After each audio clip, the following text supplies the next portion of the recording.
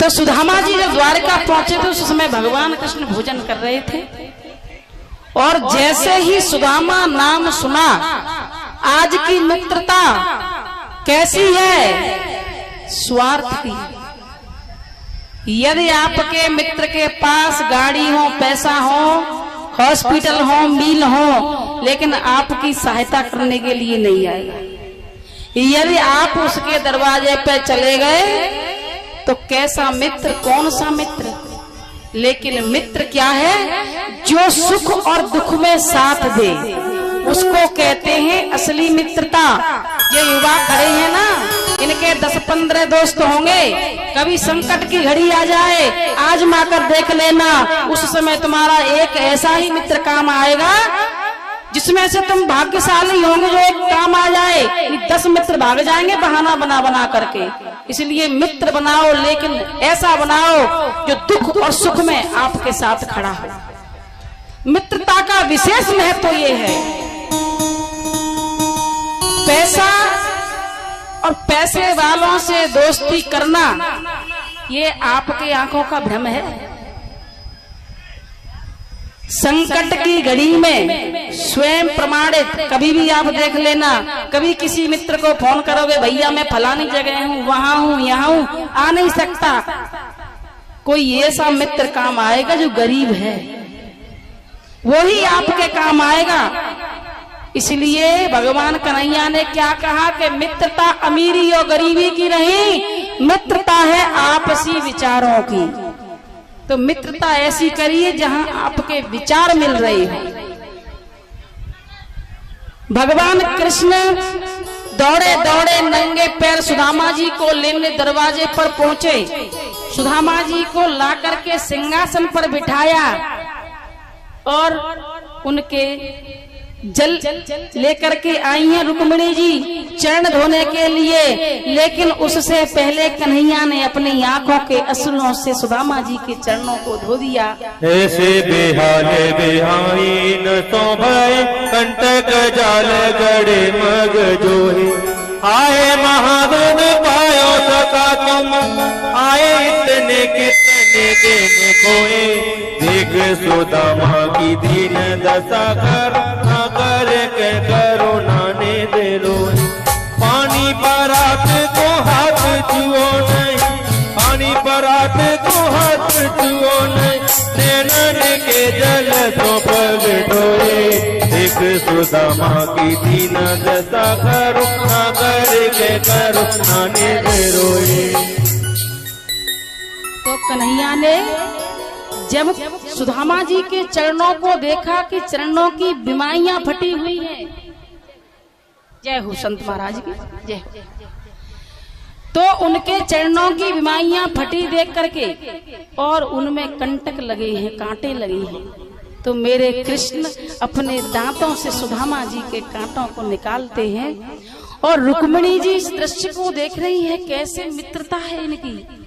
और आज तक स्वामी ने ध्यान ही नहीं दिया और सुदामा जी को स्नान ध्यान करा करके स्वच्छ वस्त्र पहना करके भगवान कृष्ण की सेवा में लगे हुए, सेवा में लगे हैं। सुदामा जी से कहा, भैया भाभी ने कुछ भेजा होगा, ऐसा हो नहीं सकता कि भाभी मुझे कुछ भेजे नहीं। और सुदामा जी उस पोटली को कांख में छुपाए हुए हैं, जीर्ण पोटली है, उसमें 5 प्रकार के चावल हैं। मेरा कृष्ण देखेगा तो दुखी हो जाएगा।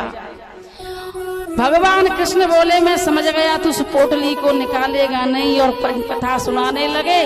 तब की बात पता है, तब मैं पेड़ पे चढ़ा था और तुम हार गए थे, मैं जीत गया था। सुदामा जी बोले, नाने भैया ऐसी बात नहीं है, ऐसे हाथ ऊपर किए, पोटली नीचे। भगवान ने पोटली खोल कर एक मुट्ठी ली, एक लोक दे दिया, दूसरी मुट्ठी ली, दूसरा लोक दे दिया, तीसरी मुट्ठी में लक्ष्मी मैया ने हाथ पकड़ लिया, प्रभु कुछ अपने लिए भी छोड़ दो। सुदामा जी की खूब खातिरदारी हुई। अब कहने लगे कि मेरी रानियों का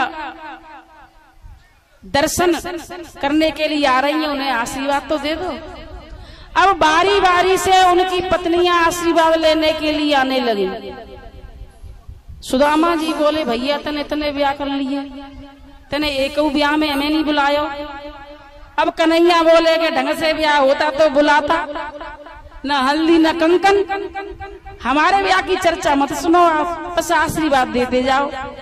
सुदामा जी बोले एक ब्याह, दो ब्याह, चार ब्याह, इतने इतने ब्याह, हमारी तो एक ना संभल रही, और तुम 16,108 रानियों को संभाल रहे हो।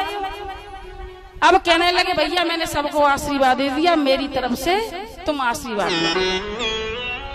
सुदामा जी कह रहे मित्र के यहाँ रुकना ज्यादा समय ठीक नहीं है, हमें चलने दो। अब सुदामा जी ने सोचा कुछ कन्हैया देंगे, जो वस्त्र पहनाए वो भी श्याम ने उतरवा लिए, जो जेवर पहनाए वो भी उतरवा लिए। अब सुदामा जी मन में विचार कर रहे हैं, देखो सुशीला ने बड़े भाव से भेजा था कन्हैया तुम्हारी सहायता करेंगे, लेकिन कन्हुआ ने सभी उतरवा लिया। भगवान ने कहा देखो सुदामा जी मार्ग में जाओगे, जंगल में निकलोगे, कहीं लूट लिया किसी ने तो ऐसा करो आपके चरणों की जो जूती है उन्हें भी उतार जाओ। भगवान का उद्देश्य ये था कि सुदामा जी के चरण जब मेरी नगरी में पड़ेंगे तो मेरी नगरी पवित्र हो जाएगी, क्योंकि ब्राह्मण देव है और ब्राह्मण का सत्कार आदर करना हम सबका फर्ज बनता है। तो सुदामा जी को विदा करने के लिए आए, और विदा करके जब सुदामा जी अपनी नगरी में पहुंचे तो झोपड़ी को ढूंढते हैं।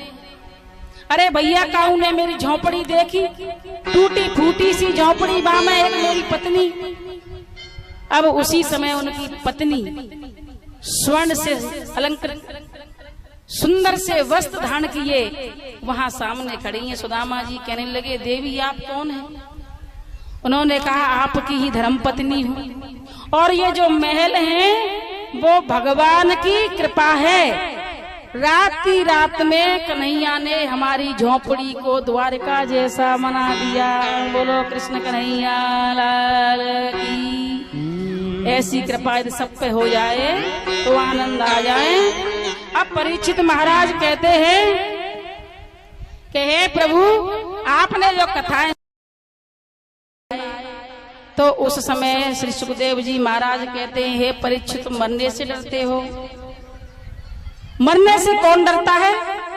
परीक्षित महाराज ने तो अपने प्राणों को ये समझ लीजिए कि प्रभु को ही समर्पित कर दिया।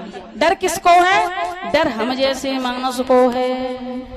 तुम तु राजन मरस्य तु पशु बुद्धि मिमाम न जातः प्रभूतोद्य देहवत्वं ननमं च्यामि।